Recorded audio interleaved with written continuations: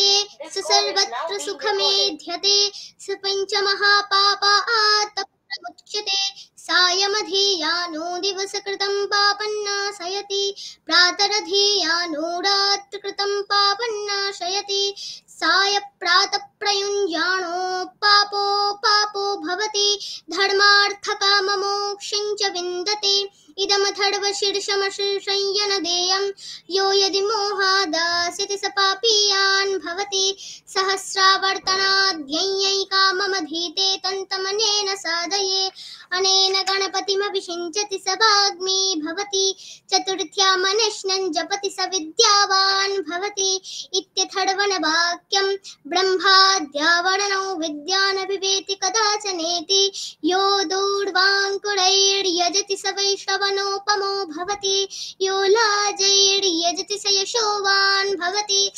मेधावान् भवति यो मोदकसहस्रेण यजति स वाञ्छितफलमवाप्नोति यस्याच्च समिद्भिर्यजति स सर्वं लभते अष्टो ब्राह्मणान् सम्यग् ग्राहयित्वा सूर्यवर्चस्वी भवति सूर्यग्रहे महानद्यां प्रतिमासन्निधौ वा जप्त्वा सिद्धमन्त्रो भवति महाविघ्नात् प्रमुच्यते महादोषात् प्रमुच्यते महाप्रत्यवयात् प्रमुच्यते स सर्वविद् भवति य एवं वेद इत्युपनिषत्।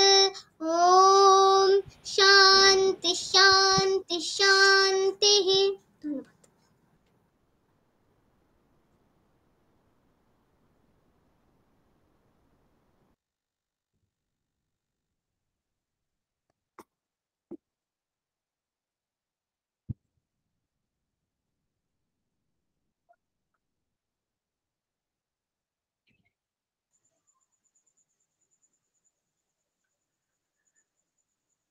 নমস্কার, শুভ মহালয়া।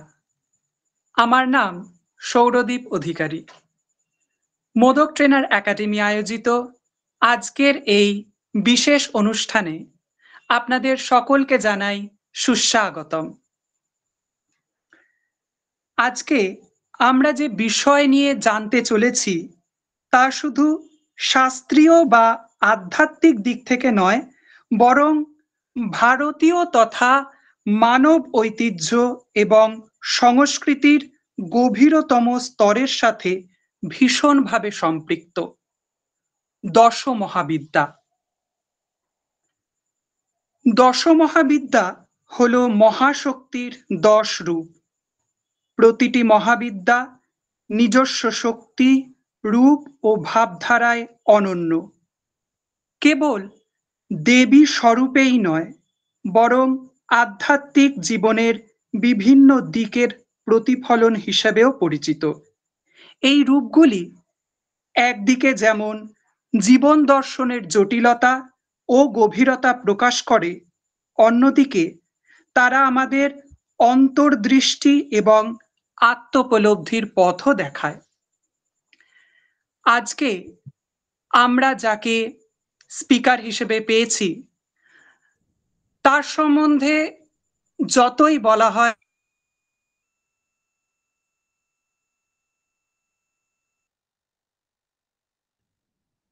দুই ক্ষেত্রেই অসীম।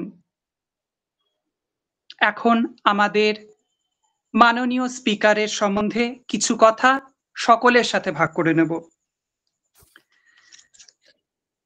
আজকে আমরা স্পিকার হিসেবে পেয়েছি প্রফেসর দুর্গা বাসু মহাশয়াকে। কলকাতা বিশ্ববিদ্যালয়ের আর্কিওলজি ডিপার্টমেন্টের হেড এবং সংশ্লিষ্ট বিষয়ের অধ্যাপিকা ছিলেন। Institute of business management and research কলকাতার প্রাক্তন ডিরেক্টর, বর্তমানে Indian council for social science রিসার্চের সিনিয়র ফেলো হিসেবে কাজ করছেন। এরই সাথে society for heritage archaeology and ম্যানেজমেন্টের প্রেসিডেন্ট এবং কলকাতা সোসাইটি ফর এশিয়ান স্টাডিজের ভাইস প্রেসিডেন্ট। গোলপার্ক কলকাতার রামকৃষ্ণ মিশন ইনস্টিটিউট অফ কালচারের ইন্ডোলজি ডিপার্টমেন্টের ভিজিটিং প্রফেসর, ওখানকারই একাডেমিক কাউন্সিলের মেম্বার। না, এখানেই শেষ নয়। তার পরিচয়ের শুরুতেই যেমনটা বলেছিলাম, তার সম্বন্ধে যত আলোচনাই হোক শব্দ কম পড়ে যাবে, কারণ তার অভিজ্ঞতা অপরিসীম। Professor Basu Buddhist studies, historical archaeology, Indian art and আর্কিটেকচারে বিশেষজ্ঞ। 2014-15 সালে কাঁকন দিঘিতে এক্সকেভেশনের ফরমার ডিরেক্টর। এছাড়াও বিভিন্ন ন্যাশনাল এবং ইন্টারন্যাশনাল জার্নালে তার বহু আর্টিকেল পাবলিশ হয়েছে। যেমনটা বললাম,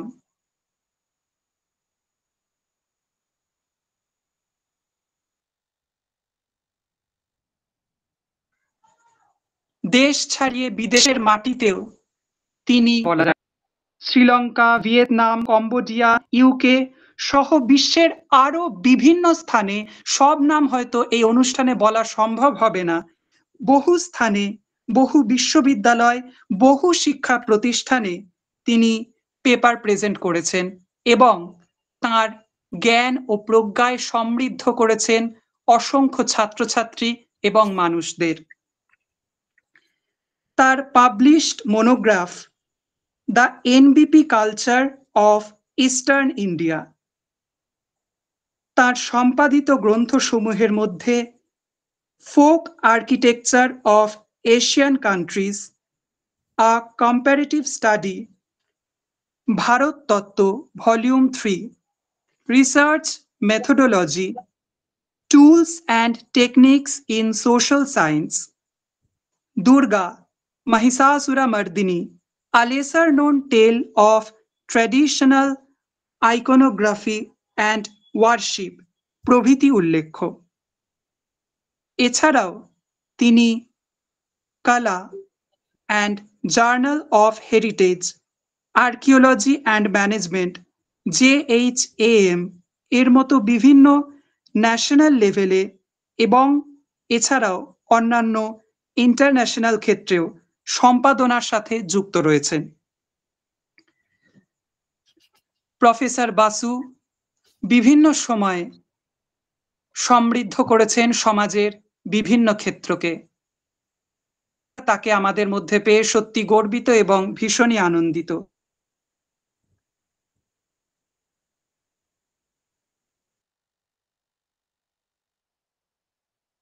মহাবিদ্যার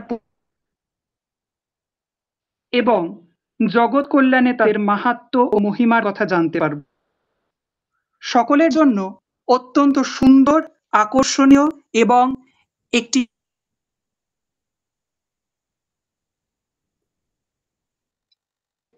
সম্মাননীয় স্পিকার প্রফেসর দুর্গা বাসু মহাশয়াকে আন্তরিক অনুরোধ করব, যিনি গভীর জ্ঞান ও প্রজ্ঞার অধিকারিণী, যিনি আমাদের এই অমূল্য বিষয়ের উপর আলোকপাত করবেন। তার মূল্যবান আলোচনা থেকে সমৃদ্ধ হব আমরা সবাই।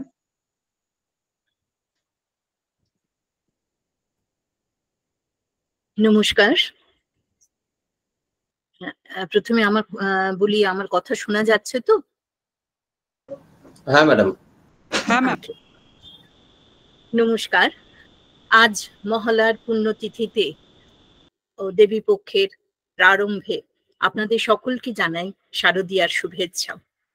মহামায়ার আগমনের প্রাক মুহূর্তে মহাদেবী দুর্গার বন্দনার মধ্য দিয়ে আমি আজকে আমার আলোচনা শুরু করব।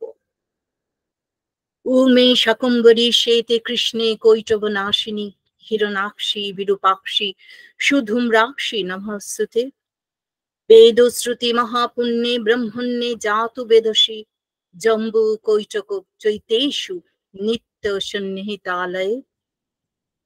ও উমা, ও শাকম্বরী, ও white colored deity, O black colored goddess, O destroyer of Koitava Ashura, O yellow-eyed one, O O various eyed one, O smoke colored eyed one, I bow to you. You are the Vedas, you are the Shrutis, you are the highest virtue. You are propitious to Brahmanas who are engaged in sacrifices. You possess the knowledge of the past. You are ever present in the sacred abodes erected in your honor in the Jambudeva. দেবী দুর্গাকে মহাদেবীর একটি বিশেষ শক্তি রূপে আমরা পুজো করে থাকি। এই মহাদেবী কালে কালে বিভিন্ন রূপে বিভিন্ন পরিপ্রেক্ষিতে প্রকাশিত হয়েছেন। এই মহাদেবীর বিভিন্ন রূপের মধ্যেই কিন্তু তান্ত্রিক দশ মহাবিদ্যার স্থান অন্যতম। শাক্ত তান্ত্রিক শাস্ত্রে আমরা দেখেছি যে একই সাথে এই 10 জন মহাদেবীর মহাবিদ্যার কথা উল্লেখ করা হয়েছে। তাই আজ দশ মহাবিদ্যার কথা বলতে আমার মনে হয় যে শক্তিরূপিণী এই তান্ত্রিক মহাবিদ্যাগণের শাক্ত ধর্মে তাদের আবির্ভাব, তাদের তান্ত্রিক ধারণা, মূর্তি তত্ত্বের প্রকাশ আর উপাসনা বা সাধনা নিয়ে কিছুটা আলোকপাত করব। যদিও এই একটা বিশাল আমরা বিষয় নিয়ে আলোচনা শুরুতেই বলে রাখি যে এই আলোচনা কিন্তু খুব ছোট্ট একটা পরিসরের মধ্যে করা সম্ভব নয়, কারণ এখানেই জড়িত আছে যে শাক্ত ধর্মের বিভিন্ন আঙ্গিক এবং তন্ত্রের বিভিন্ন কথা। তাই যতটা ছোট্ট করে বলা যায়, যতটা বোঝার মতন করে বলা যায়, আমি আজকে সেই চেষ্টাই করব। তন্ত্র শাস্ত্রে আমরা দেখেছি শক্তির বিভিন্ন রূপের বর্ণনা করা হয়েছে, যার মধ্যে কিন্তু শক্তি রূপের একসাথে প্রকাশকেই কিন্তু বলা হয় দশ মহাবিদ্যা। এই দশ মহাবিদ্যা বলতেই আমাদের প্রথমে যেটা মনে হয় বা যেটা আমরা যেটা বুঝতে পারি তা হলো যে বিদ্যা অর্থাৎ জ্ঞান বা নলেজ, অর্থাৎ দশ মহাবিদ্যার মধ্যেই কিন্তু এই জ্ঞানের অভিব্যক্তি আমরা পাই এবং মহান জ্ঞান যেটা গ্রেট নলেজ আমরা বলি। এবং মনে করা হয় যে দশ মহাবিদ্যার গণে কিন্তু সেই ট্রান্সেন্ডেন্ট নলেজ অর্থাৎ অতীন্দ্রিয় জ্ঞানেরই প্রতীক বলা হয়। আবার এটাও বলা হয় যে যা কিছু জ্ঞাত তার উৎসই কিন্তু এই মহাবিদ্যাগণ। তো দেখা যাচ্ছে যে দশ মহাবিদ্যার উল্লেখ আমরা বিভিন্ন তন্ত্রশাস্ত্রে এবং পুরাণে উল্লেখ পাই।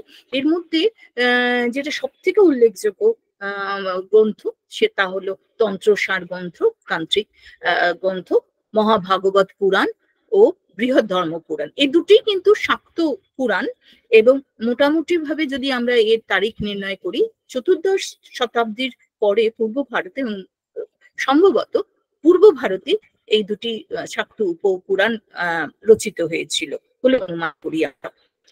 শাক্ততন্ত্রে আমরা সবাই জানি যে ফিমেল প্রিন্সিপাল বা নারী শক্তিকেই সুপ্রিম গডেস হিসেবে, অর্থাৎ তিনিই হচ্ছেন সর্বোচ্চ দেবী এবং তাকে সেই হিসেবেই গণ্য করা হয়। তান্ত্রিক মতে শক্তির মধ্যে নিহিত আছে গুপ্ত ও সূক্ষ্মভাবে সেই ক্ষমতা যার দ্বারা তিনি বিশ্ব ব্রহ্মাণ্ডকে প্রাণময় বা সজীব করে তুলতে পারেন। আবার তার এই সূক্ষ্ম ক্ষমতার দ্বারাই তিনি সমগ্র বিশ্বকে নিয়ন্ত্রণ করতে পারেন। শাক্ত মতে দেবী হচ্ছেন মহাশক্তি।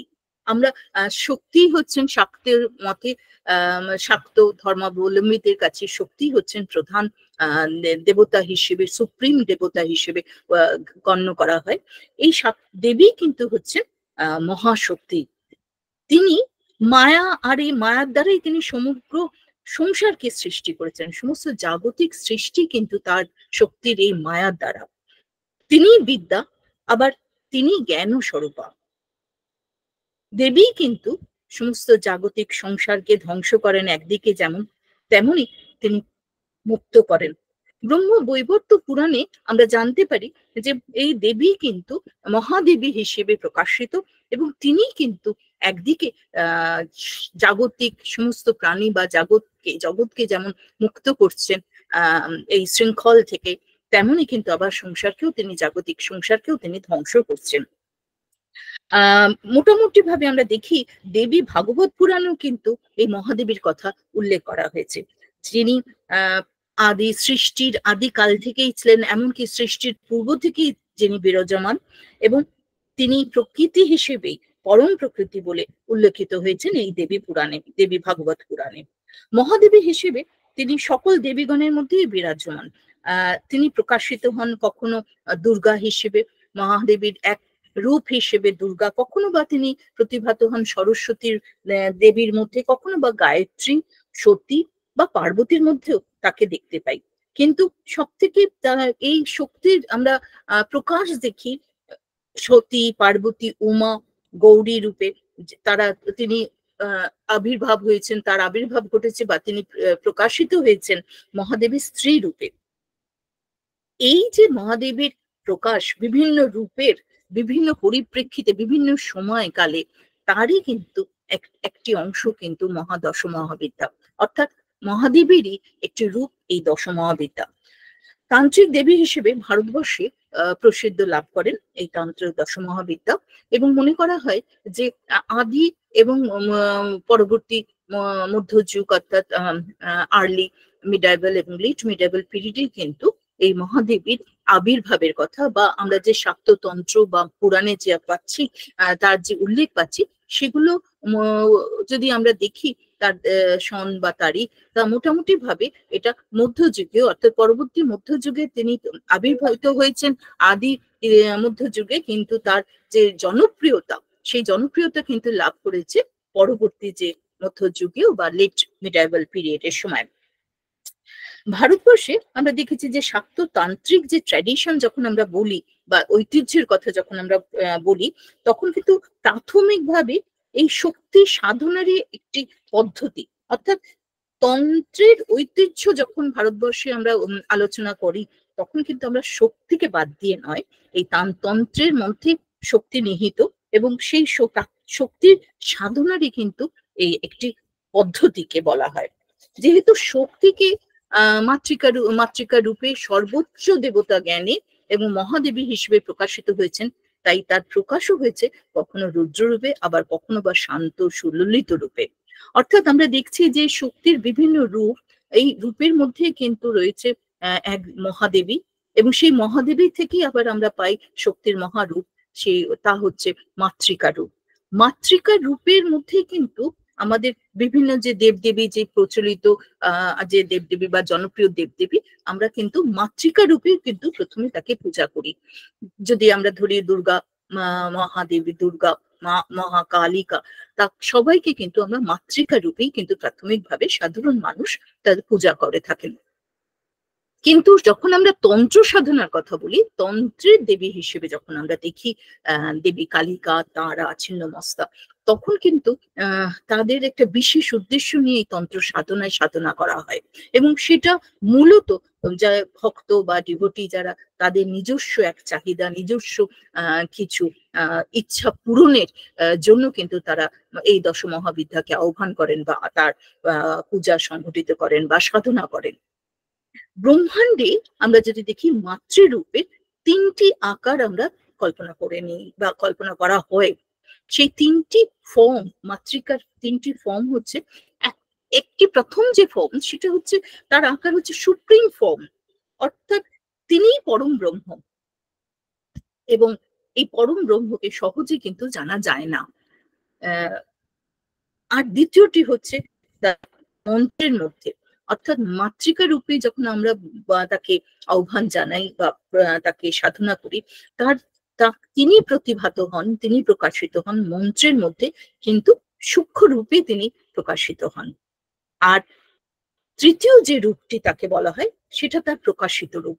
কারণ এই প্রকাশিত রূপে সাধারণ মানুষের কাছে, মানব জীবনের কাছেই ধরা পড়ে, কারণ হচ্ছে মানব হৃদয়ে কিন্তু সহজে এই নিরাকার যে রূপ, পরম ব্রহ্মের যে নিরাকার রূপ, সেটা সহজেই প্রতিষ্ঠিত হয় না। তাই প্রয়োজন এমন একজন সাকার দেবীর প্রয়োজন, যাকে মানুষ প্রতিষ্ঠিত করতে পারে, যার ধ্যানে তাকে আহ্বান করতে পারে।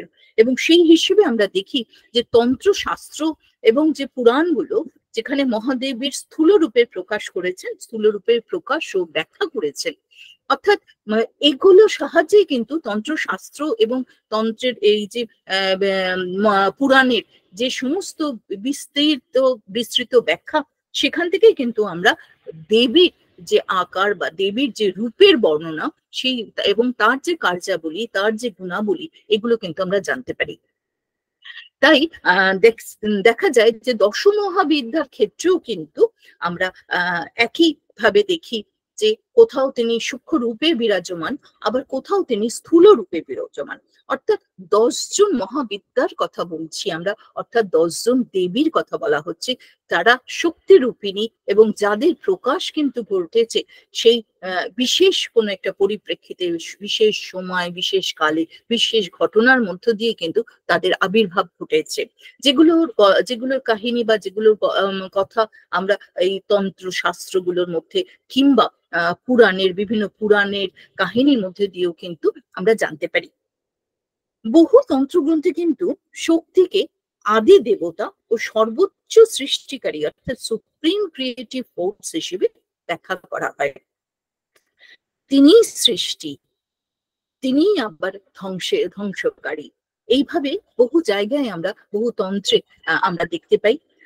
যেমন যোগিনী হৃদয় তন্ত্রে শক্তিকে বিভিন্নভাবে স্তুতি করা হয়েছে, অর্থাৎ তাকে যে তিনি যে প্রশংসিত হয়েছেন বিভিন্নভাবে, তা কিন্তু এই তন্ত্র শাস্ত্রগুলোকে যদি আমরা দেখি তাহলে কিন্তু বুঝতে পারবো যে কিভাবে শক্তিকে করা হয়েছে। কারণ শক্তি তো মূল, শাক্ত ধর্মাবলম্বীদের কাছে শক্তি হচ্ছেন পরম ব্রহ্ম এবং তিনি হচ্ছেন সেই নারী, সেই বিশেষ মহাদেবীর কথা বলা হচ্ছে, তাকে স্তুতি করা হয়েছে এবং বলা হচ্ছে যে এই মহাদেবী তিনি কিন্তু ধারক, এই সমস্ত বিশ্ব ব্রহ্মাণ্ডের ধারক হচ্ছেন সেই মহাদেবী, সেই শক্তি। তিনিই প্রকাশ করেন জগতের যাবতীয় যে প্রকাশিত জ্ঞাত যাবতীয় প্রকাশ যেগুলো তারই দ্বারা প্রকাশিত হয়েছে। আবার তিনি প্রসার করেন, তিনি প্রসার ঘটান, অর্থাৎ সমস্ত বিশ্বের যে সমস্ত দিকে কখনো জ্ঞানের প্রকাশ, জীবনের প্রসার, এই সময় কিন্তু এই আদি দেবী শক্তি অর্থাৎ মহাদেবী করেন। এই মহাদেবী আবার সৃষ্টিকারিণী, সমগ্র পৃথিবীকে পালন করেন। দেবী পুরাণে আমরা পাই, দেবী পুরাণ বলছে যে শক্তি বা দেবী সমস্ত প্রাণীর মধ্যেই কিন্তু বিরাজমান, এমনকি সকল অজীব বস্তু, প্রাণহীন বস্তুর মধ্যেও তিনি বিরাজ করেন। এটা একটা সুন্দর ব্যাখ্যা আছে যে দেখা যাচ্ছে ব্রহ্মাণ্ডকে দেবীর দেহ মহাশক্তির যে দেহ হিসেবে তুলনা করা হয়েছে এবং বিশ্ব ব্রহ্মাণ্ডকে, এবং ব্রহ্মবিন্দু উপনিষদেও এটা বলা হয় যে এই দেবী কিন্তু, এই মহাশক্তি কিন্তু সূক্ষ্ম রূপে, সূক্ষ্ম আকারে কুণ্ডলিনী হিসেবে মানব দেহের মধ্যে বিরাজমান। এটা যে শুধু মানব দেহের মধ্যেই নয়, এটা বলা হয় যে সমস্ত প্রাণীর মধ্যেই কিন্তু এই কুণ্ডলিনী শক্তি হিসেবে তিনি বিরাজমান। সাধনার দ্বারা, এই তন্ত্র সাধনার দ্বারাই কিন্তু সেই কুণ্ডলীকে জাগ্রত করা হয়, উজ্জীবিত করা হয় এবং চক্রে চক্রে তার উন্নতি ঘটে এবং যে উন্নতি এক সময় গিয়ে গুরু চক্র বা পরম চক্র অথবা পরম ব্রহ্মেতে গিয়ে মিল হয়। অর্থাৎ দেখা যাচ্ছে যে শক্তি কিন্তু শুধু যে বহির জগতের সঙ্গেই কি তাকে মিলিত করা হয়েছে বা শক্তিকে বহির জগৎ বা সমস্ত কিছু সৃষ্টির মধ্যেই যে তাকে নিহিত করা হয়েছে তা নয়, মানব জীবনের মধ্যে, মানব দেহ অবয়বের মধ্যেও কিন্তু তিনি বিরাজমান এবং তাকে জাগ্রত করেন, তাকে সাধনার দ্বারা আমরা জাগ্রত করতে পারি। বিভিন্ন রূপে তিনি আত্মপ্রকাশ ঘটেছেন বিভিন্ন সময়, সেটা আমরা দেখেছি এবং আমরা যদি পুরাণগুলো দেখি তাহলেও দেখবো যে তিনি কিন্তু শুধু যে শক্তির মহাদেবী হিসেবে না, মহাদেবী থেকে উৎপন্ন বিভিন্ন দেবীরও সৃষ্টি করেছেন। তো এর ম্যাডাম বলছি ভিডিওটাকে একটু নামিয়ে নিন না, ভিডিওটা একটু নিচের দিকে করুন, একদম আপনার মাথাটা একদম নিচে চলে এসছে। তো এবার দেখতে পাচ্ছেন? হ্যাঁ হ্যাঁ একদম ওকে। আর যখন আপনার স্ক্রিন শেয়ারিং লাগবে একটু বলে দেবেন, আমারটা স্টপ করব, আপনি স্ক্রিন শেয়ার নেবেন, ঠিক আছে? আচ্ছা আচ্ছা, ঠিক আছে ঠিক আছে, ওকে, থ্যাংক ইউ। তন্ত্রগ্রন্থে শক্তিকে আদি দেবতা এবং সৃষ্টি হিসেবে আমরা পাই। এটা তো আমরা জানি যে তিনি আদি দেবী হিসেবে তিনি প্রতিষ্ঠিত শাক্ততন্ত্রে, বিশেষ করে শাক্ততন্ত্রে। এরপরে আমরা দেখছি যে ব্রহ্মানন্দের শাক্তানন্দ তরঙ্গিনী গ্রন্থে তার 3য় অধ্যায়ে দেখাচ্ছে যে বলা হচ্ছে যে সমস্ত ভিন্ন ভিন্ন রূপে কিন্তু মহাদেবীর একক সর্বোচ্চ জীবনের সৌন্দর্যের অসীম প্রকাশ বলা হয়। All this diversity of form is but the infinite manifestation of the flowering beauty of one supreme life. অর্থাৎ এই মহাদেবেরই প্রকাশ, এককভাবে প্রকাশ, এবং সেই তিনি হচ্ছেন তার যে অসীম প্রকাশ, সেই অসীম প্রকাশকে তিনি প্রকাশিত করেছেন, তাকে ছড়িয়ে দিয়েছেন বিভিন্ন দেবদেবীর উদ্ভূত, বিভিন্ন দেবদেবীর সৃষ্টির মাধ্যমে, বিভিন্ন দেবীর সৃষ্টির মাধ্যমে। তো মহাদেবী থেকেই তো উদ্ভূত দশ মহাবিদ্যা, শক্তির রূপ। তাই এই শক্তির রূপ কিভাবে আমাদের মধ্যে জনপ্রিয়তা লাভ করলো, দশ মহাবিদ্যার জনপ্রিয়তা লাভ করেছে, সেটা আমরা আজকে একটু আলোচনা করব। এর সঙ্গে অনেকগুলো গল্প জড়িত, পুরাণের গল্প জড়িত, বিভিন্ন জনপ্রিয় যে সমসাময়িক ওরাল ট্র্যাডিশন যেটাকে বলি আমরা, বা কোনো লেজেন্ড, এর সঙ্গেও কিন্তু আমরা দেখতে পাই যে দশ মহাবিদ্যার আবির্ভাবের কথা বলা হচ্ছে। প্রথমেই পাঁচটি মতামত বা আমরা যে ভার্সন আমরা দেখতে পাই, তার মধ্যে সব থেকে জনপ্রিয় যে ভার্সন, যেখানে এই মহাদেবীর দশ মহাবিদ্যার উদ্ভবের কথা, আবির্ভাবের কথা বলা হয়েছে, সেই দশ মহাবিদ্যা তিনি কিন্তু জড়িয়ে রয়েছেন সতীর উপাখ্যানে। অর্থাৎ সতীর সঙ্গে দশ মহাবিদ্যার যে সংযোগ, তা কিন্তু আমরা পুরাণে গল্পে পেয়ে থাকি। এবং এখানে কিন্তু মহাদেবের বিভিন্ন রূপের মধ্যে যে তার কথা বলা হচ্ছে, দশ মহাবিদ্যার আবির্ভাবের কথা বলা হচ্ছে, সেই সেখানে আমরা জানতে পারি যে সেখানে বলা হচ্ছে মহাকালী তথা তারা ষোড়শী ভুবনেশ্বরী ভৈরবী বগলা ছিন্নমস্তা কমলাত্মিকা ধূমাবতী চ মাতঙ্গী ঋণাং মোক্ষ ফল প্রদান। অর্থাৎ এই যে 10 জন মহাবিদ্যার কথা বলা হলো, এরা হচ্ছেন কালী, তারা, ষোড়শী, ভুবনেশ্বরী, ভৈরবী, ছিন্নমস্তা, ধূমাবতী, বগলা, মাতঙ্গী, কমলা। এরা সকলেই কিন্তু মহাবিদ্যা ও মহাশক্তি রূপিণী দেবী, এবং অবশ্যই তান্ত্রিক দেবী। এই তান্ত্রিক দেবী হিসেবে কিন্তু তারা এই দশ মহাবিদ্যার কিন্তু মোক্ষ, মানুষের জীবনে যা পরম যে প্রাপ্তি, সেই মোক্ষ প্রদান করেন এই দেবীগণ, এই দশ মহাবিদ্যাগণ। বিশেষভাবে এই দশ মহাবিদ্যাগণ তন্ত্র শাস্ত্রে কিন্তু বিশেষভাবে উল্লেখিত হয়েছে, এবং কিছু কিছু পুরাণেও কিন্তু আমরা এর গল্প বা এর ব্যাখ্যা এবং এর পূজা সাধনার কথাও কিন্তু আমরা জানতে পারি। এই গ্রন্থগুলি বিশিষ্ট স্থানে কিন্তু দশ মহাবিদ্যা বিশিষ্ট স্থানে রয়েছেন। অর্থাৎ এমন নয় যে আমরা যখন আমাদের খুব প্রিয় জনপ্রিয় যে দেবদেবীগণ যারা, ধরুন দুর্গা, কালী, এদের কথা যখন বলছি আমরা, পুরাণে যেমন এদের বিভিন্ন ভাবে ব্যাখ্যা করা হয়েছে, বিভিন্ন রূপের কথা ব্যাখ্যা করা হয়েছে, তেমনই কিন্তু দশ মহাবিদ্যা এই তন্ত্র দেবদেবীকেও কিন্তু একটা অন্যতম স্থানে প্রতিষ্ঠিত করা হয়েছে। সেটা কেন, কারণ আমরা হয়তো আমি একটু পরে আলোচনা করব যে কেন তাদের এত জনপ্রিয়তা, দশ মহাবিদ্যার জনপ্রিয়তা, এবং বিশেষ করে দশম শতাব্দীর পর থেকে কেন এই জনপ্রিয়তা। আমরা একটু যদি সামাজিক এই তন্ত্র সাধনা বা দশ মহাবিদ্যার যে ধর্মীয় যে আলোচনা, সেইটাকে যদি একটু ব্যতি রেখে আমরা যদি একটু আলোচনা করি যে এই যে দশম একাদশ শতাব্দী, কারণ দশ মহাবিদ্যার যে জনপ্রিয়তা তা কিন্তু বিশেষভাবে পূর্ব ভারতে উদ্ভূত হয়েছে, বা মানে তার যে প্রকাশ ঘটেছে জনপ্রিয়তা। কেন এই যে দশম একাদশ শতাব্দীতে যে তাদের উদ্ভবের কারণটাই কি, এটা আমরা মনে করতে পারি কি যে সমাজে যে সেই সময় এমন একটা কাল যেখানে তান্ত্রিক ভাবনা অত্যন্ত গুরুত্বপূর্ণ হয়েছে, এবং যেখানে তান্ত্রিক দেবদেবীগণ কিন্তু একটা বিশেষ স্থানে অধিষ্ঠিত হচ্ছেন। সমস্ত পূর্ব ভারত যদি আমরা এই সময় দেখি, দেখবো যে কিভাবে শুধু তো হিন্দু ধর্মে নয়, ব্রাহ্মণিকাল ধর্মেও নয়, বৌদ্ধ তন্ত্রও কিন্তু এই সময় জাগরিত হচ্ছে, এবং এর যে স্ফুরণ, সেই স্ফুরণ কিন্তু দশম একাদশ শতাব্দী থেকেই কিন্তু আমরা দেখতে পাই পূর্ব ভারতে।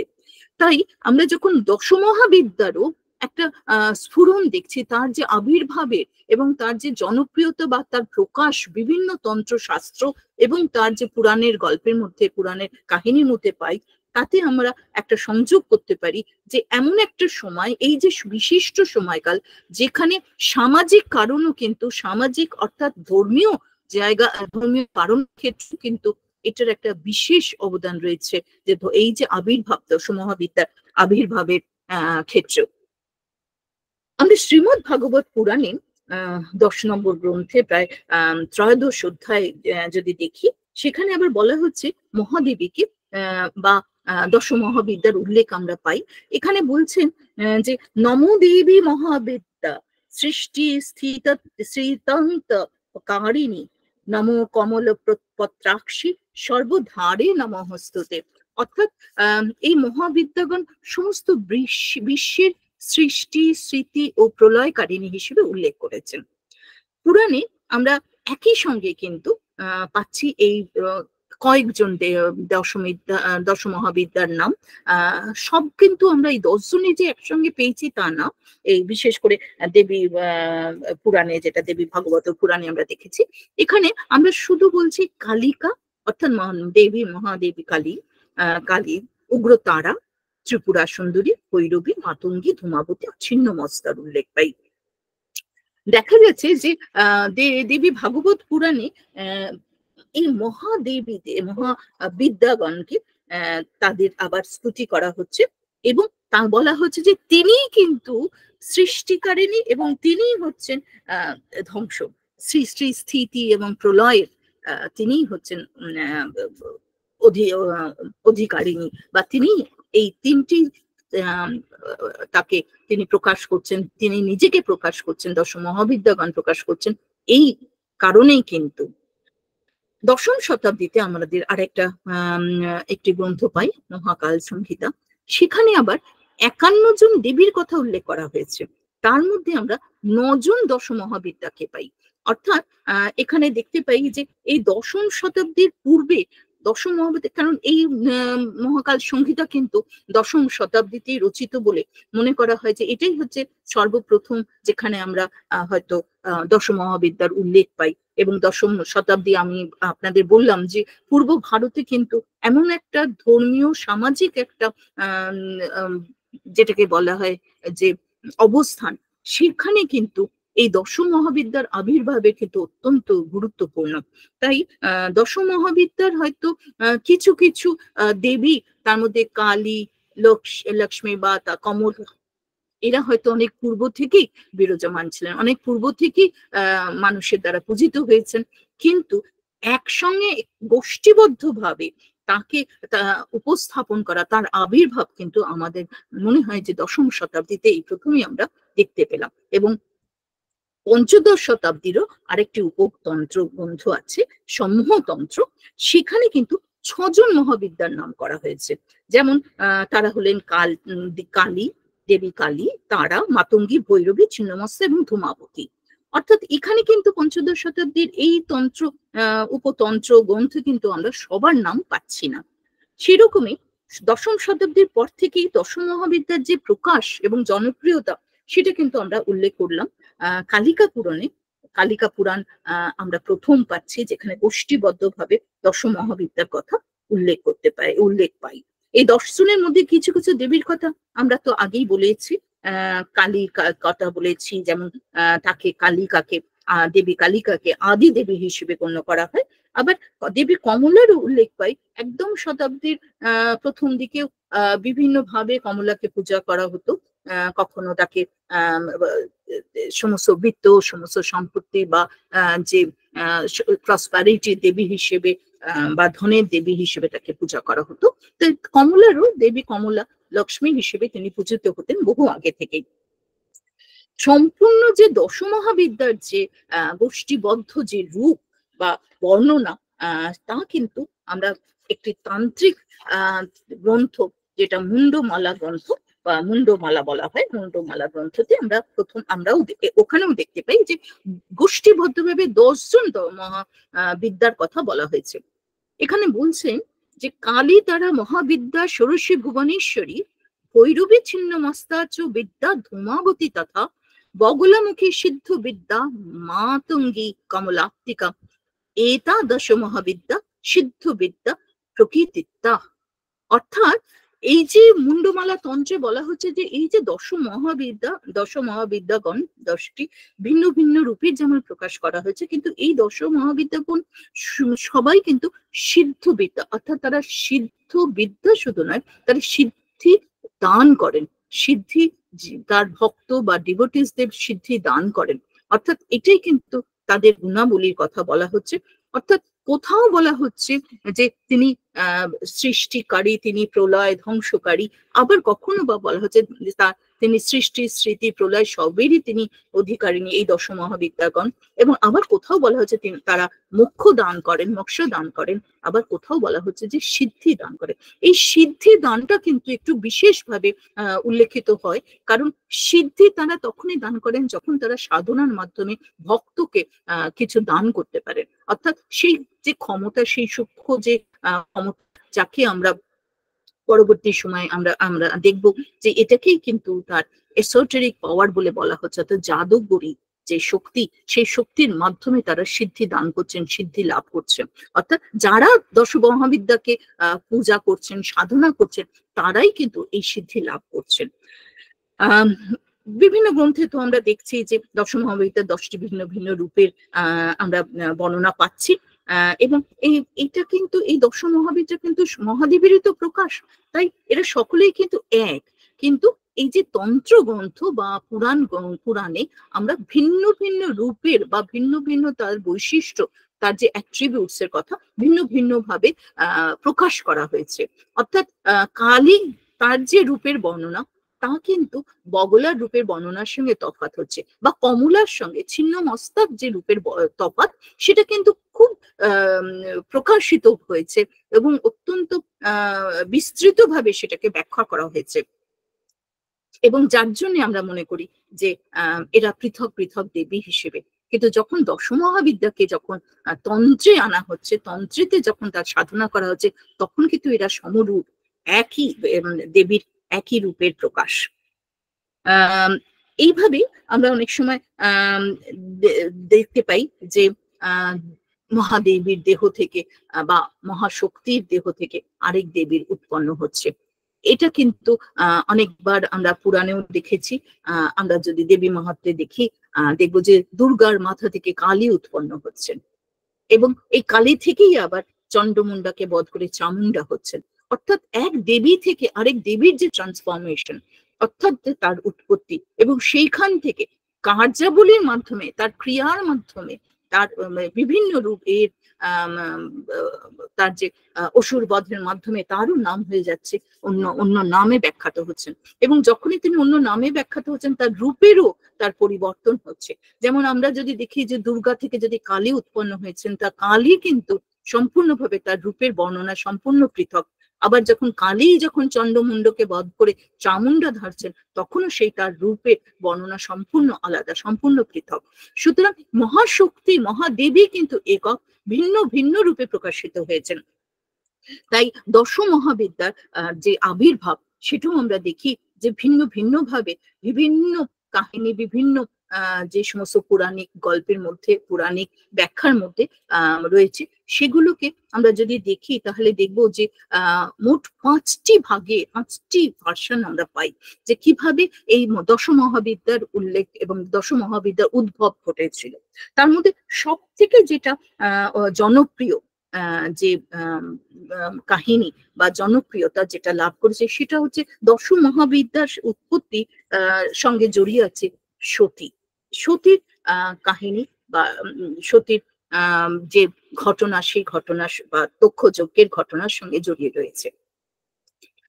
আমরা দেখি যে 14দশ শতাব্দীতে লেখা যে 2টি উপপুরাণের কথা আমি উল্লেখ করলাম, যে মহাভাগবত পুরাণ ও বৃহৎ ধর্ম পুরাণ, 10 মহাবিদ্যার আবির্ভাব নিয়ে কিন্তু সেখানে বিস্তৃত একটা আলোচনা রয়েছে। এবং সেখানেই আমরা দেখতে পাই যে 10 মহাবিদ্যার উৎপত্তির সঙ্গে কিন্তু দক্ষ রাজের যজ্ঞের একটা কাহিনী, যজ্ঞের যে কাহিনী, তার সঙ্গে সংযুক্ত রয়েছে। এই দক্ষ যজ্ঞ, এই কাহিনী, পুরাণের এই কাহিনী কিন্তু ভারতবর্ষে অত্যন্ত জনপ্রিয়। কারণ হচ্ছে এর সঙ্গে জড়িয়ে রয়েছে যে ভারতবর্ষের 51 সতীপীঠের যে কথা, যে যার মধ্যে দিয়ে প্রকাশিত হয়েছে যে মানুষের বা ভারতীয় যে আধ্যাত্মিকতার একটি প্রকাশ কিন্তু এই সতীপীঠের মাধ্যমে। সেই জন্য প্রথম দিকে তন্ত্রগুলিতে কিন্তু আমরা তন্ত্র শাস্ত্রগুলিতে কিন্তু আমরা দশমহাবিদ্যার যে রূপ সেটা কিন্তু আমরা ব্যাখ্যাত হয়নি। পরবর্তীকালে প্রায় দশম শতাব্দীর পরবর্তী পর্যায় থেকেই কিন্তু এই দশম মহাবিদ্যার যে গল্প বা কাহিনী এবং তার সঙ্গে যে বিভিন্ন দেবদেবীর যে সংযোগ, যার থেকে উদ্ভব হয়েছে, যাদের দ্বারা তাদের আবির্ভাব বা উৎপত্তি, সেটার কথা কিন্তু আমরা জানতে পারি। এই প্রসঙ্গে কিছু 5টি ধারণা রয়েছে, আমাদের 5টি ভার্সনও রয়েছে, যেটার মধ্যে একটু ছোট্ট করে এই গল্প, আপনারা সবাই জানেন এই গল্পের কথা, কাহিনীর কথা, দক্ষযজ্ঞের কাহিনী, তবু আমার মনে হয় যেটা অপ্রাসঙ্গিক হবে না যদি আজকে আমি এই ছোট্ট করে এই গল্পগুলো একটু একটু আপনাদের বলি। সেটা মহাভাগবত পুরাণে আমরা এই গল্পটা জানতে পারছি যে একসময় দক্ষরাজ স্থির করেন, আপনারা জানেন যে যজ্ঞের আয়োজন করেন, বিশাল যজ্ঞের আয়োজন করেন, এবং তিনি সমস্ত সকল দেবদেবিগণকেই কিন্তু স্বর্গের সবাইকেই নিমন্ত্রণ করেছেন, শুধুমাত্র তার কন্যা সতী এবং শিবকে তিনি আমন্ত্রণ জানাননি। তার এই যে আমন্ত্রণ না জানানোর কারণ হচ্ছে তার অপছন্দ, তিনি তার শিবকে জামাতা শিবকে তিনি অপছন্দ করেন, কারণ শিবের যে দৈনন্দিন জীবন, অর্থাৎ তিনি শ্মশানে মশানে ঘুরে বেড়ান, তিনি তার যে ভস্য সারা গায়ে মেখে ঘুরে বেড়ান, পরিবৃত হয়ে থাকেন, সমস্ত ভূত পরিবৃত হয়ে থাকেন, তার যে এই জীবন যাপন জীবনাবলী কিন্তু দক্ষরাজের পছন্দ নয়। তাই কিন্তু দক্ষরাজ সতী বা শিবকে তিনি আমন্ত্রণ জানাননি। সতী যখন এই খবরটা পেলেন এবং তিনি ইচ্ছা প্রকাশ করলেন যে শিবের কাছে যে আমি যাব এবং এই যে যজ্ঞের এই যজ্ঞকে কিন্তু আমি বিঘ্ন ঘটাবো। শিব যথারীতি বারণ করলেন এবং শিব বললেন যে না, নিষেধ করলেন। তখন অত্যন্ত ক্রোধান্বিত হলেন সতী এবং হয়ে তিনি বললেন যে শিব তাকে অবহেলা করছেন, এবং এই ক্রোধের ফলে তার রক্তবর্ণ চক্ষু হলো এবং তার সমস্ত শরীর কাঁপতে লাগলো। এবং তখন শিব এই দৃশ্য দেখে চোখ বুঝলেন এবং চোখ বুঝে যখন তাকালেন ক্রোধান্বিত সেই সতীর দিকে, যখন তাকালেন তখন দেখলেন যে তার সমস্ত দেহে সতীর যে সেই অপরূপ দেহ পরিবর্তিত হয়েছে, সেখানে দাঁড়িয়ে রয়েছেন একজন কৃষ্ণবর্ণ এক বৃদ্ধা নারী। সেই সুন্দর সতী সুন্দর সুললিত চেহারা তখন অন্তর্হিত হয়েছে। তিনি চতুর্হস্ত, দেহ একদম আগুনের ন্যায়, অগ্নিগর্ভ, অবিনস্ত কেশরাশি, তার মুখ থেকে জিহ্বা বেরিয়ে এসছে এবং সেই জিহ্বাকে তিনি কম্পন হচ্ছে, তার জিহ্বা এদিক থেকে ওদিক যাচ্ছে এবং তরঙ্গের ন্যায় এদিক থেকে ওদিক হচ্ছেন। তিনি নগ্ন দেহ এবং মুকুন্ড মালা পরিহিতা, মাথার উপরে অর্ধচন্দ্রের মুকুট। শিবের সামনে দণ্ডায়মান এই নারী মূর্তি যেন সহস্র সহস্র হাজারো হাজারো সূর্যের আলোকের ন্যায় উজ্জ্বল, এবং সেইখানেই তিনি পৃথিবীকে কাঁপানো অট্টহাস্যিতে হাস্যরতা। এই যে একটা রূপ, এই রূপ দেখে শিব পালাতে চাইলেন, যে এই ভয়ঙ্কর রূপ সতীর তিনি সহ্য করতে পারেনি, তিনি পালাতে চাইলেন। তখন এইখানেই সতী এই প্রত্যেকটা দিকে 10 দিকে যেদিকেই শিব পালাতে চান সেখানেই একজন করে দশ মহাবিদ্যার জন্ম দিলেন, 10 মহাবিদ্যাকে তিনি প্রকাশ করলেন এবং সেই 10 মহাবিদ্যা সৃষ্টি করলেন। বলা হচ্ছে যে মহাভাগবত পুরাণে যেখানেই তিনি পালাতে চাইছেন সেখানেই সেই ভয়ঙ্কর রূপের 10 মহাবিদ্যা ভয়ঙ্কর রূপে দেখা পাচ্ছেন। তাই যখন আবার চোখ খুললেন, স্থির হলেন এবার শিব, যখন আবার চোখ বুঝলেন এবং চোখ খুললেন যখন, তখন দেখলেন যে তার সামনে দণ্ডায়মান একজন হাস্যরতা নারী, যার অপূর্ব সুন্দর সদ্য ফোটা পদ্মের ন্যায় মুখমণ্ডল, কিন্তু তিনি কৃষ্ণ বর্ণ, ওর তিনি হচ্ছেন নগ্ন দেহ। শিব জিজ্ঞেস করছেন যে আমার সতী কোথায়? তখন সতী উত্তর দিচ্ছেন যে এটা সুন্দর একটা উত্তর আমরা এই পুরাণে দেখতে পাই। বলছেন যে সতী তোমার সামনেই দাঁড়িয়ে আছে, তুমি কি দেখতে পাচ্ছ না? শিব যখন আবার জিজ্ঞেস করলেন যে তাহলে আমাকে যারা ঘিরে রয়েছে, এই যে চতুর্দিকে 10 দিকে যারা ঘিরে রয়েছে, এরা কারা?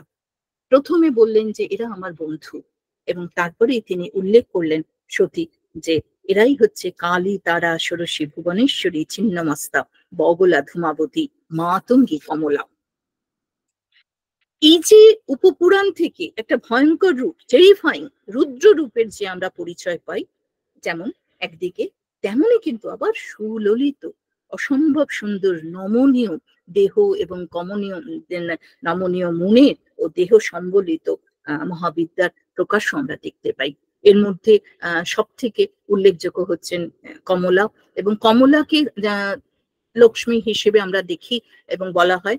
এবং শুধু তাই নয়, ললিতার কথা, যখন ষোড়শীর কথা বলা হয়, ষোড়শীকে কিন্তু আমরা দক্ষিণ ভারতে, বিশেষ করে ষোড়শীকে তিনি ত্রিপুরা সুন্দরী হিসেবে তিনি জনপ্রিয়তা লাভ করেছেন, জনপ্রিয়, এবং তাকে আবার ললিতা হিসেবেও আমরা দেখি। অর্থাৎ আমরা দেখি যে ললিতা সহস্র নামে এই দেবীকে ললিতা হিসেবে বলা হয়েছে, তার অপূর্ব রূপের কথা।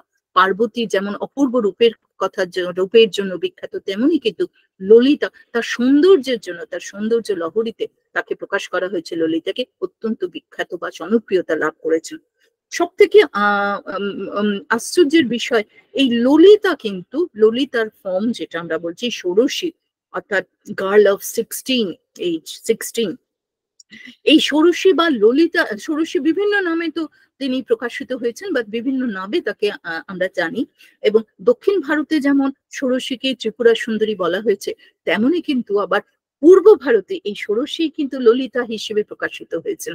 আমাদের পূর্ব ভারতে, বিশেষ করে পশ্চিমবঙ্গ, বঙ্গদেশ এবং বিহারে আমরা বহু এই ললিতার মূর্তি পেয়েছি, যেখানে পৃথক পৃথক ভাবে তাদের যে হাত, তাদের যে অ্যাট্রিবিউটস এর কথা বলি আমরা, সেটা পৃথক পৃথক, তাদের বাহনের কথা বলি, তাদের যে সমস্ত পশ্চারের কথা যেটা বলি, যে যেভাবে তারা উপবিষ্ট আছেন, যেভাবে তাদের হাতে যে সমস্ত আয়ুধ বা যে সমস্ত বস্তু তারা নিহিত আছেন, এগুলো প্রত্যেককেই আলাদা আলাদা ভাবে আমরা পৃথক পৃথক ভাবে এটা আমরা করতে পারি। কিন্তু যদিও যখন দশমহাবিদ্যার কথা বলা হচ্ছে, তখন কিন্তু এই ষোড়শী বা ত্রিপুরা সুন্দরী বা ললিতা, এটা কিন্তু একই ফর্ম, একটি ফর্ম, বিভিন্ন নামে তাকে পরিচয় করা হয়েছে। এরপরে আর এটাও আমরা জানতে পারি যে এই তন্ত্র শাস্ত্রগুলোতে যে তারা কিন্তু সবাই জাদুকরি বিদ্যা, জাদুকরি যে বিদ্যার সঙ্গে সম্পর্কিত, অর্থাৎ এসোটেরিক যে ফোর্সের কথা, এসোটেরিক প্র্যাকটিসের কথা বলি, সেটা কিন্তু এর সঙ্গে শুধু তন্ত্রের মধ্যে নয়, এই যে দশম মহাবিদ্যার সাধনা ক্ষেত্রে, দশম মহাবিদ্যা তাদের ক্ষেত্রেও কিন্তু এই জাদুকরি বিদ্যার একটা সংযোগ রয়েছে। এরপরের যে গল্পটা, সেটা কিন্তু খুব ছোট ছোট করে আমি বলি, 5টা ভার্সন আমাদের বলতে হবে। এর পরের কাহিনীটাই হচ্ছে পার্বতীর সঙ্গে, অর্থাৎ পার্বতীর সঙ্গে কিভাবে দশম মহাবিদ্যার সংযোগ, এবং কিভাবে তিনি উদ্ভব করলেন, তিনি এর উৎস পার্বতী, সেটা আমরা দেখি। পার্বতী যখন শিবকে নিয়ে তার পিতার ঘরে হিমালয় বাস করছেন, পিতার গৃহে, তখন একদিন শিব মনে করলেন যে আমি এখান থেকে এখানে আর থাকবো না, অর্থাৎ তিনি বেরিয়ে যাবেন আর কি, বেরিয়ে যাচ্ছেন। তখন পার্বতী অনেক করে তাকে রিকোয়েস্ট করলেন যে না যাওয়ার জন্য, কিন্তু সেক্ষেত্রে কিন্তু শিব শুনলেন না। এবং তখন এই পার্বতীর দ্বারাই উদ্ভূত হলো, এই গৃহে 10টা দরজার সামনে তিনি তার আবির্ভাব ঘটালেন, সেই দশম মহাবিদ্যার আবির্ভাব ঘটালেন, এবং শিবকে আটকাবার জন্য। এই পার্বতীর সঙ্গেও আমরা দেখি যে দশম মহাবিদ্যা পার্বতীর থেকেও কিভাবে উদ্ভূত হয়েছেন, এবং কিভাবে এই গল্পের মধ্য দিয়ে বা এই কাহিনীর মধ্য দিয়ে যে শুধু যে সতীর সঙ্গে এই দশম মহাবিদ্যার সংযোগ তা নয়, সতী যে উদ্ভব করেছেন তা নয়, বা পার্বতী, দেবী পার্বতী, যাকে শিবের দ্বিতীয় স্ত্রী হিসেবে গণ্য করা হচ্ছে, তিনিও কিন্তু দশম মহাবিদ্যা জন্ম দিয়েছেন বা সৃষ্টি করেছেন। এটার মধ্যে কিন্তু একটা তান্ত্রিকরা কিন্তু, তন্ত্র শাস্ত্রে কিন্তু এই যে সমস্ত ঘটনার মধ্যে একটা গুপ্ত ব্যাখ্যা আমরা দেখতে পাই বা আমরা জানতে পারি। এই তান্ত্রিকরা মনে করেন যে এই যে পিতৃগৃহ যেন একটি মানব দেহ, এবং এই পিতৃগৃহের মধ্যে কিন্তু এই 10টি দরজা যেন মানব দেহের বিভিন্ন অংশের উপর নিয়ন্ত্রণ, অর্থাৎ বিল্ডিং ব্লকের কথা বলছেন। কারণ এই যে নিয়ন্ত্রণ করা হচ্ছে দেহের বিভিন্ন অর্গান, বিভিন্ন অংশের উপরে নিয়ন্ত্রণ, সেটাই কিন্তু এর দ্বারা ব্যাখ্যাত হয়েছে। এরপর আরেকটা ছোট্ট যে তৃতীয় যে ভার্সন আমরা পাই সেটা হচ্ছে দশমহাবিদ্যার সঙ্গে মহাকালীর যে সংযোগ। এক্ষেত্রেও আমরা দেখছি যে সমসাময়িক, এটা এই যে কাহিনী, এটা কিন্তু সমসাময়িক গ্রন্থ থেকে আমরা পাই।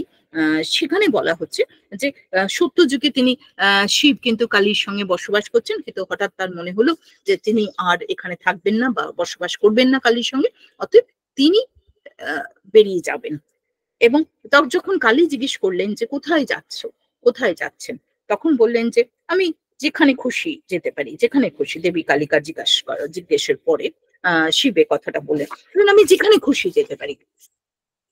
তখন যেদিকেই শিব যান সেদিকেই কিন্তু তিনি দেখেন একটি রূপের আবির্ভাব, এবং শিব বুঝতে পারলেন দেবী কালী সব জায়গাতেই বিরাজমান, এবং সেই হিসেবেই তিনি প্রকাশ করেছেন এই দশমহাবিদ্যার। সুতরাং সমস্ত দিকই কিন্তু পরিবৃত হয়ে আছে এই দশমহাবিদ্যা, শিবকে পরিবৃত করেছেন। সুতরাং কালীর সঙ্গেও কিন্তু আমরা দেখি যে এই দশমহাবিদ্যার যে আবির্ভাব বা উৎসের কথা আমরা বলি, সেটাও কিন্তু কালী, দেবী কালীর সঙ্গেও সংযুক্ত। এছাড়া যে চতুর্থ যে ভার্সন আমরা পাই সেটা দেবী দুর্গার সঙ্গে, এবং এটা বলা হয়, এটা কিন্তু মোটামুটি আমাদের কিছুটা ওরাল ট্র্যাডিশন থেকে আমরা জানতে পারি, বা খুব জনপ্রিয় ভাবে এটাকে বলা হয় যে দেবী দুর্গা যখন শুম্ভ নিশুম্ভকে বধের জন্য যখন যুদ্ধে আসেন, তখন কিন্তু সেই সময় মহাবিদ্যা, এই দশমহাবিদ্যাকে সৃষ্টি করেন এবং তারা যুদ্ধে আসীন ছিলেন। যদিও এই যে খুব একটা ব্যাখ্যা আমরা গ্রন্থে পেয়েছি তা নয়, আমাদের যে কটা উপগ্রন্থ, উপপুরাণ বা যে কটা যে তন্ত্রশাস্ত্র, সেখানে কিন্তু আমরা খুব বেশি এর উল্লেখ পাইনি। এছাড়া পঞ্চম যে ভাষ্য সেটা হচ্ছে শতাক্ষের সঙ্গে দশমহাবিদ্যার যে উদ্ভব বা আবির্ভাব জড়িত রয়েছে। দেবী ভাগবত পুরাণে আমরা পঞ্চম কাহিনীটি বা পঞ্চম যে ভার্সন সেটা আমরা পাই।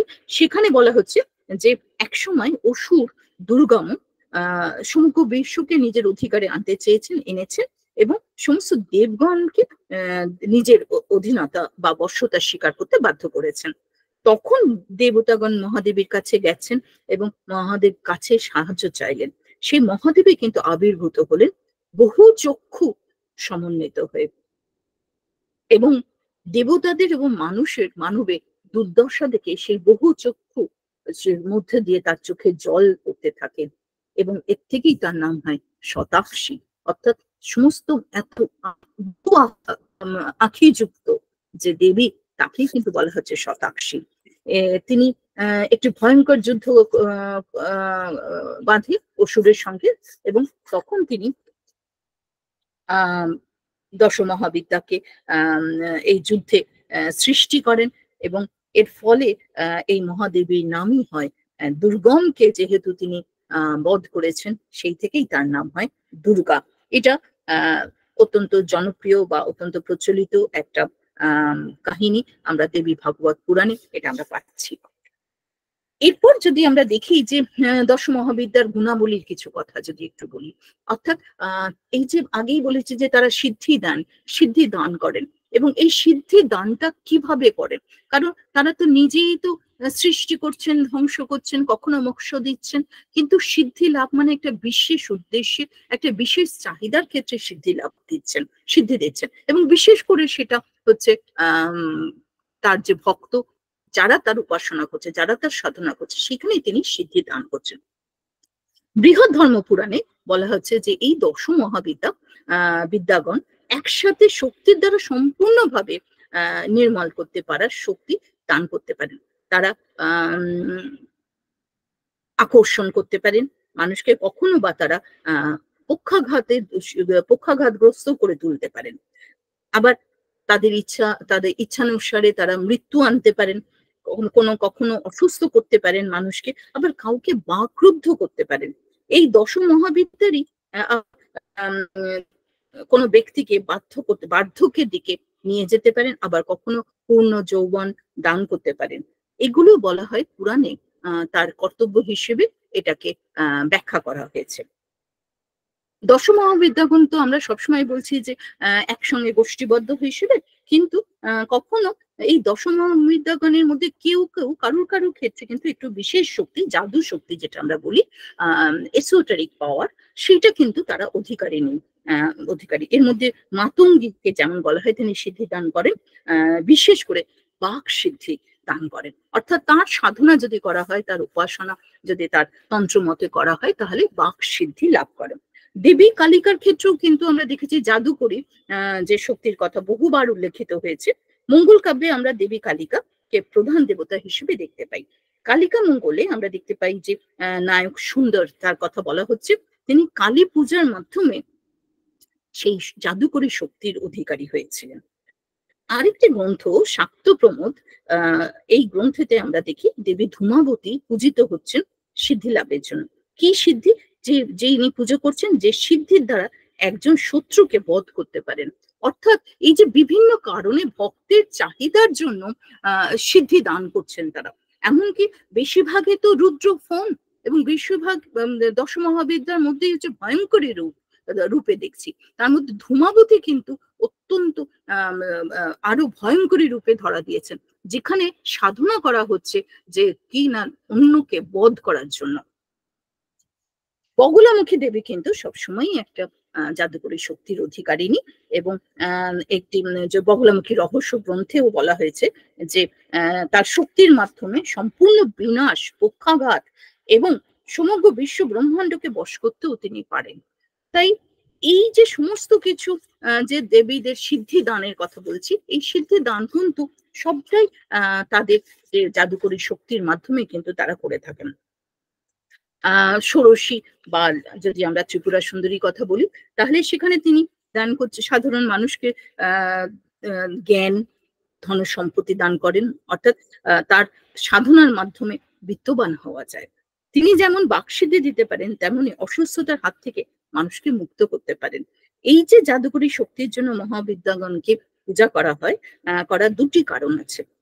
সাধারণ মানুষ সম্ভবত কোনো হতাশা থেকে বা কোনো ইচ্ছা পূরণ থেকেই যে এই মহাবিদ্যাদের পূজা করেন। আবার তাদের কাছ থেকে শক্তি দান করেন, শক্তি আহরণ করেন। আবার শাক্ত ধর্মাবলম্বী, দ্বিতীয় কারণটি, শাক্ত ধর্মাবলম্বী মহাবিদ্যার পূজা করেন ধ্যানের মাধ্যমে, কারণ মানসিক শক্তির বৃদ্ধির কারণে। শুধু যে একজনের আধ্যাত্মিক কনসাসনেস বা চেতনাকে জাগ্রত করে তা নয়, এই সাধনার মাধ্যমে একে আরো ব্যাপৃত করে ও ঘনীভূত করে থাকে। এই তান্ত্রিক যুগের সঙ্গেই জড়িয়ে আছে জাদুকরী শক্তি ও রূপান্তরকারী জ্ঞান বা ট্রান্সফরমেটিভ নলেজ। কিছু কিছু ম্যাজিক্যাল পাওয়ার বা জাদুকরী শক্তি সরাসরি মানসিক শক্তির সঙ্গে সংযুক্ত। তান্ত্রিক যজ্ঞের মাধ্যমে কিন্তু একজন শাক্ত উপাসক তার চেতনা বা কনসাসনেসকে জাগ্রত করেন এবং তিনি নিজে তার মানসিক শক্তি ও ক্ষমতার সম্বন্ধে অবগত হন। আধ্যাত্মিকতা, চেতনা, সেই স্তরকে এই যে দশমহাবিদ্যার যে সাধনা, তাকে বলা হয় যে আধ্যাত্মিকতা বা চেতনার যে স্তর, ক্রমস্তরের মধ্যে বিরাজমান। অর্থাৎ এমন একটা তাহাদের যে দশমহাবিদ্যাকে পূজা করলে বা তার সাধনা করলে সিদ্ধির একটা স্তর পর্যন্ত পৌঁছানো যায়। এই যে আমরা দশমহাবিদ্যার বিভিন্ন কথার বললাম, সে বিভিন্ন যে কথা বা বিভিন্ন তাদের সিদ্ধি দানের কথা বললাম, সেটা ভীষণভাবে প্রচলিত তন্ত্রের মধ্য দিয়ে। এবং তন্ত্রের কথা যখন আমরা বলি, তন্ত্র দেবীদের যখন কথা বলছি, তখন নিশ্চয়ই তার ছোট্ট করে একটু পূজা পদ্ধতি আমরা দেখাবো, পূজা পদ্ধতির কথা বলবো।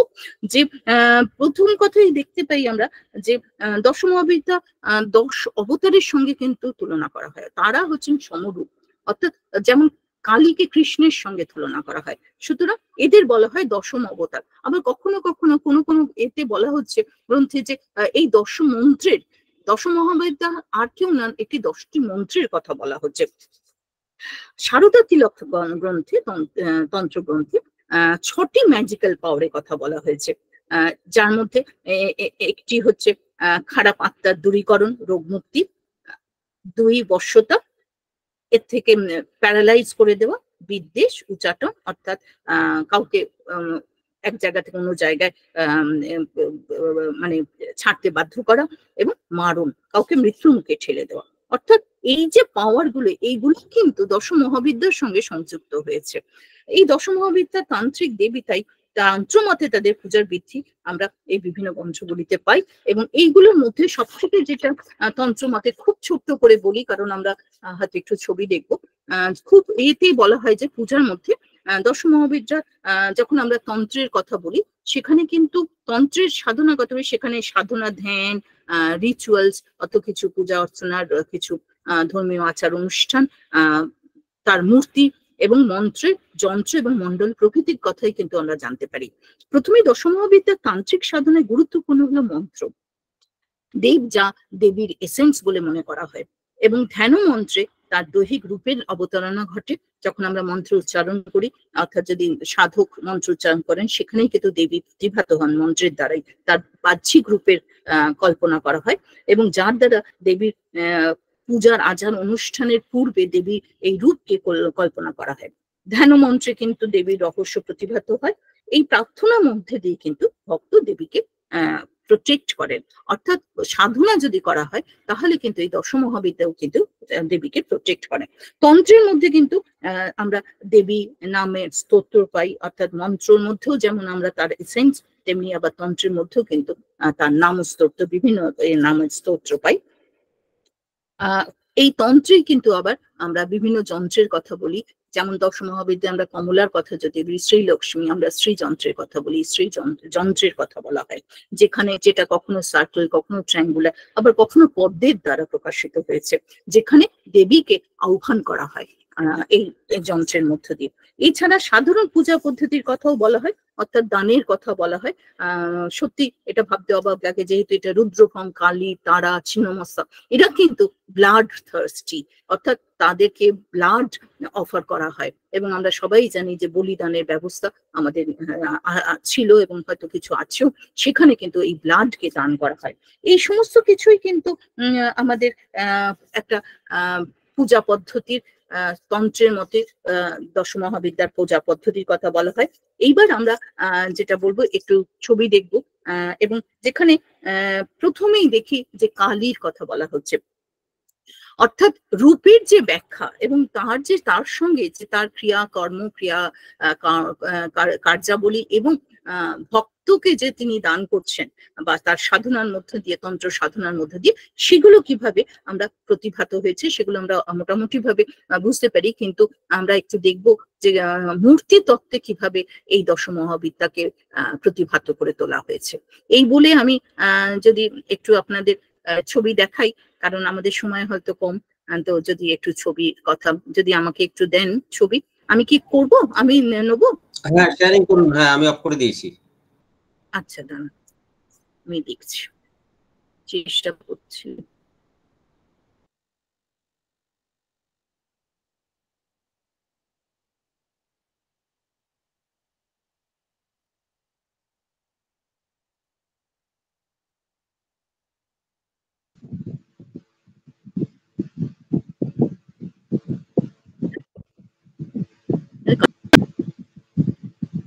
হ্যাঁ, এবার ঠিক আছে, share interview, share the screen.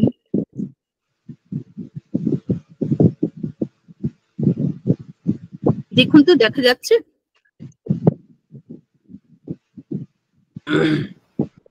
হ্যাঁ, হচ্ছে। হ্যাঁ, ঠিক আছে, আসছে? হ্যাঁ, এসছে এবার। কিন্তু আমি তো দেখতে পাচ্ছি না, দাঁড়ান একটু দেখি, আমি তো দেখতে পাচ্ছি না কেন? না, এখানে এসে গেছে। আপনার ওখানে আপনি পাওয়ার পয়েন্টটা বের করুন, তাহলে সেট হয়ে যাবে। হ্যাঁ, ঠিক আছে। হ্যাঁ, এটাকে ওই যে ফুল স্ক্রিন করে দিন।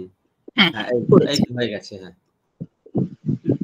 প্রথমেই কালী, কালী আপনারা দেখতে পাচ্ছেন যে দশম হাতে চতুর্ভুজা কালীর রূপ আমরা দেখতে পাই। বিভিন্ন সময় আমরা এই দশমহাবিদ্যার মূর্তি আমরা দেখেছি, পেয়েছি। যেটুকু সম্ভব হয়েছে ছোট করে আপনাদের একটু দেখাই, আপনাদের যাতে মূর্তি চিনতে আপনাদের। কালী তো অত্যন্ত জনপ্রিয়, বিশেষ করে আমাদের পূর্ব ভারত, পশ্চিমবঙ্গ দেশে কালীর পূজা অত্যন্ত আগে থেকেই হচ্ছে এবং তন্ত্রের দেবী হিসেবে কিন্তু তিনি পূজিত হন। এখানে শিবের উপরে দাঁড়িয়ে আছেন কালী, বিভিন্ন ভাবে পাওয়া যায় কালীর মূর্তি। কখনো দক্ষিণা কালী আমরা তখনই বলি, এই যে তিনি আলিঢ্য পশ্চারে বা পজিশনে তিনি দাঁড়িয়ে রয়েছেন, অর্থাৎ শিবের বুকের উপর পা দিয়ে দাঁড়িয়ে আছেন, দক্ষিণ পা, অর্থাৎ তিনি দক্ষিণাকালী, দক্ষিণ পা দিয়েছেন। এবং হাতে যদি আপনারা দেখেন তাহলে দেখবেন এক হাতে ত্রিশূল আছে, অন্য হাতে খড়গ, এক হাতে কপাল ও মুন্ডমালা। কপালও হচ্ছে এটা রক্তপূর্ণ একটা ভাণ্ড, যাকে আমরা কপালও বলি। তো এখানে কালী মূর্তি আমরা পেয়েছি। এরপরে আমরা দেখাবো ছিন্নমস্তা। ছিন্নমস্তার আপনারা জানেন যে ছিন্নমস্তা হচ্ছেন এমন এক দেবী যিনি নিজের গলাকে কেটে, তিনিও কিন্তু সেই দশমহাবিদ্যার একজন মহাবিদ্যা, নিজের গলা কেটেছেন এবং এখান থেকে 3টি ধারা, রক্তের ধারা বেরোচ্ছে এবং এক হাতে বাম হস্তে তিনি ধরে রয়েছেন তার নিজ মুন্ডকে তিনি ধরে রয়েছেন, অন্য হাতে মুন্ড, এবং তিনি মুন্ডমালা শোভিত এবং দুপাশে 2টি ধারা গেছে, তার দুপাশে সঙ্গিনীর মুখে সেই ধারা ছিন্নমস্তার কাছে গেছে।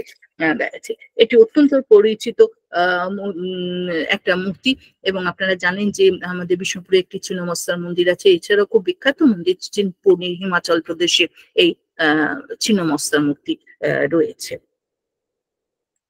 এইবার আমি দেখাচ্ছি একটু বগলা, দেবী বগলা।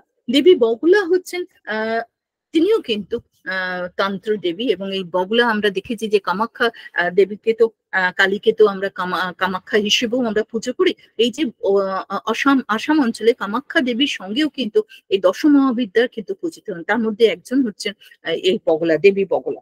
এই দেবী বগলা কিন্তু আমাদের দেখেছি যে কিভাবে তিনি 4 হাস্ত কিভাবে রয়েছে। সেখানে বগলা কিন্তু সম্পূর্ণভাবে হলুদ বর্ণের রয়েছেন এবং কখনো তাকে বলা হয় যে she who has the head of crane, অর্থাৎ সারস্য, তার মাথাটা অনেক সময় সারস্য মাথা, এবং তিনি রত্ন সিংহাসনে উপবিষ্ট।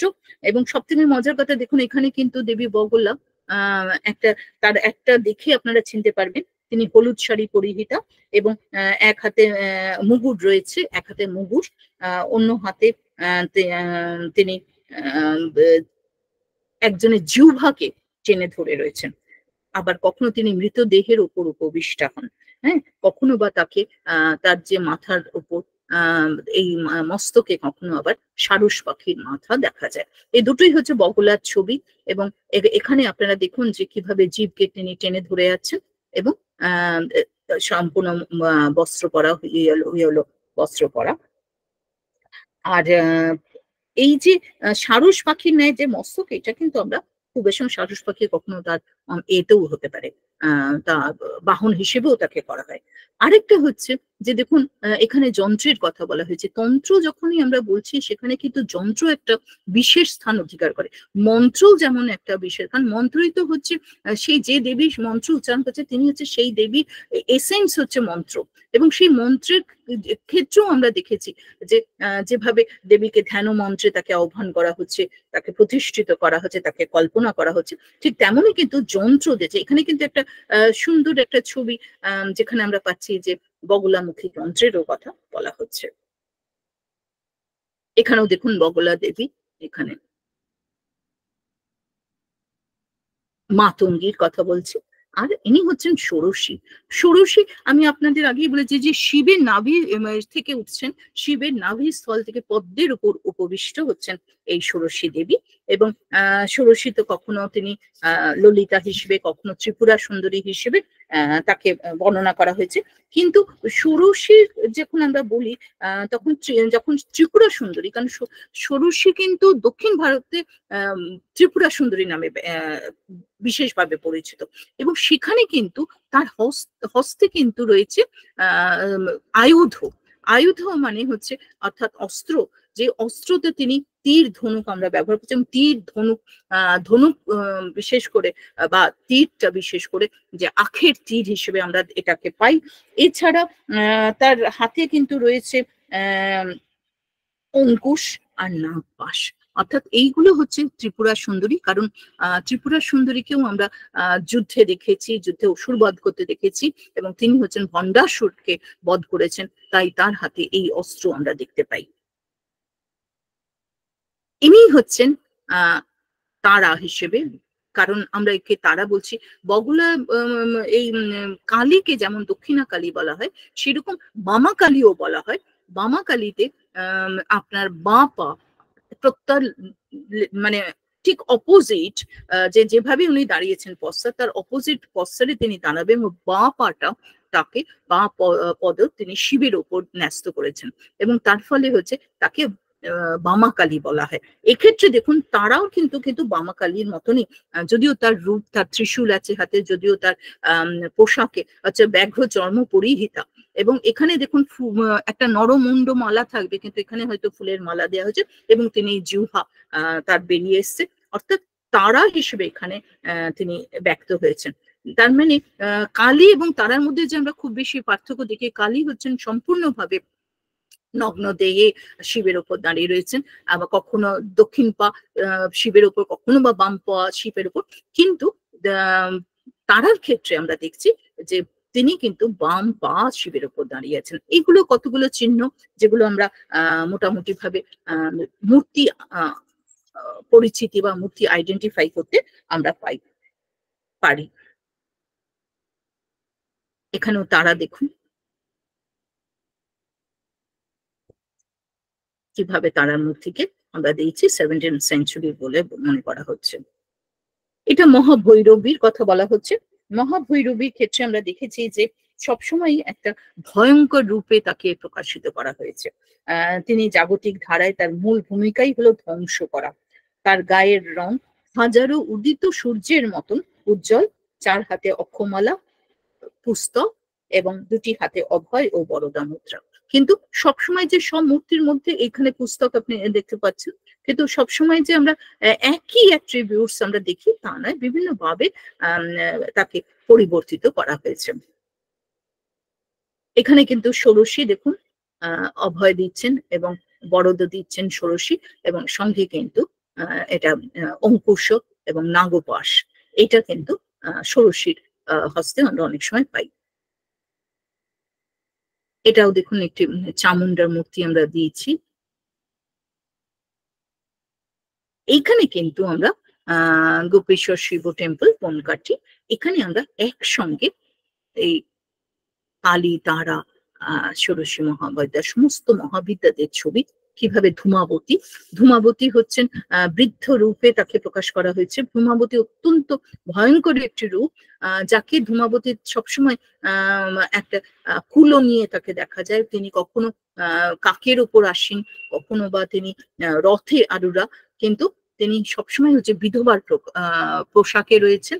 তাকে সেইভাবেই কল্পনা করা হয়েছে, এবং তার সমগ্র যে কেশরাশি, সেই সমস্ত কেশরাশি যে অবিন্যস্ত কেশরাশি, এবং তার কোঠারাগত চেহারা, এবং শুধু তাই নয়, তাকে একদম অত্যন্ত বৃদ্ধার রূপে তাকে প্রকাশ করা হয়েছে। আমি তো আগেই বলেছি যে তার সিদ্ধি তিনি দান করেন, এবং তার সাধনা করলে এমনকি কাউকে মারার যে পরিকল্পনা বা মারণ সিদ্ধি, সেটাও কিন্তু তিনি ভক্তকে দান করেন। এখানে সমস্ত দশ মহাবিদ্যার যে রূপ দেয়া হয়েছে। আর ছিন্নমস্তা আমি আগেই বলেছি। ভুবনেশ্বরীকে বলা হয় যে 3টি লোককে তিনি লালন পালন করেন, এবং তার 4 হাতে একটাতে ফল থাকে এবং অভয় দান করেন, অন্য 2টো হাতে অঙ্কুশ এবং নাগপাশ থাকে, এবং সবসময় তিনি স্মিত হাস্যমুখে রয়েছেন। ভৈরবীর কথা তো বললামই। এছাড়া আমরা বগলামুখীর কথা বললাম। ধূমাবতী সাধারণত দীর্ঘাঙ্গী হন, ধূসর রং, এবং তার মুখে কিন্তু কোনো হাসি নেই, এবং বৃদ্ধা নারী রূপে তাকে প্রকাশ করা হয়েছে। শেষ হচ্ছে কমলা হচ্ছেন শ্রীলক্ষ্মী, অর্থাৎ আপনারা জানেন কমলাকে বলা হয় যে পদ্মের ওপর আসীন, যেহেতু কমলের ওপর আসীন তাই তিনি কমলা, এবং তিনি ধনের দেবী, এবং সমস্ত কিছু যে সুখ শান্তি সবকিছু তিনি প্রদান করেন, অর্থাৎ তার যে শান্ত রূপে তিনি প্রকাশিত হয়েছেন। এবং সত্যি একটা ইতিবাচক অর্থাৎ পজিটিভ একটা কাজের জন্য ফাংশন আমরা বলি। দশ মহাবিদ্যার কিন্তু ক্ষেত্রেও কিন্তু আমরা দেখতে পাই যে পজিটিভ কিছু মানে ফাংশনের জন্যই কিন্তু তাদের উদ্ভব হয়েছে, এবং সেটা আমরা আগেই আলোচনার মধ্যে পেয়েছি। কিন্তু শেষ করব এই আলোচনা দিয়ে যে কমলা যেহেতু তিনি সমস্ত দিকেই কিন্তু তার সুললিত রূপ, তার শান্ত সমাহিত রূপকে তিনি প্রকাশ করেছেন। সেই সঙ্গে তিনি তার যে ভক্তগণ সাধনার মাধ্যমে কমলা, যেহেতু কমলাকে আমরা আবার তন্ত্র দেবী হিসেবেও আমরা পূজা করি, সেই হিসেবে তিনিও কিন্তু তার সিদ্ধি দান করে থাকেন। এইভাবে আমরা দশ মহাবিদ্যার রূপের সঙ্গে পরিচিত হলাম, এবং আমি আপনাদের কাছে চেষ্টা করেছি যাতে দশ মহাবিদ্যার যে রূপ, তার যে শক্তির যে বহিঃপ্রকাশ, শক্তি দেবী, তিনি মহাদেবী হিসেবে সারা বিশ্ব ব্রহ্মাণ্ডে যে প্রকাশ ঘটিয়েছেন, তার মধ্যে অন্যতম প্রকাশ হচ্ছে এই দশ মহাবিদ্যা। সেই দশ মহাবিদ্যা কিন্তু তন্ত্রের সঙ্গে জড়িত, যে তন্ত্র সাধনা একসময় পূর্ব ভারতে অত্যন্ত প্রচলিত ছিল এবং সেই তন্ত্র সাধনার প্রসার ঘটেছিল, এবং যার উল্লেখ আমরা বিভিন্ন তন্ত্র শাস্ত্রে এবং পুরাণে পাই। কিন্তু একথাটা সত্যি যে দশ মহাবিদ্যার পূজা আজও কিছু কিছু ক্ষেত্রে প্রচলন, তবে হয়তো সেটা এককভাবে, গোষ্ঠীবদ্ধভাবে হয়তো খুব কম এখন দেখা যায়।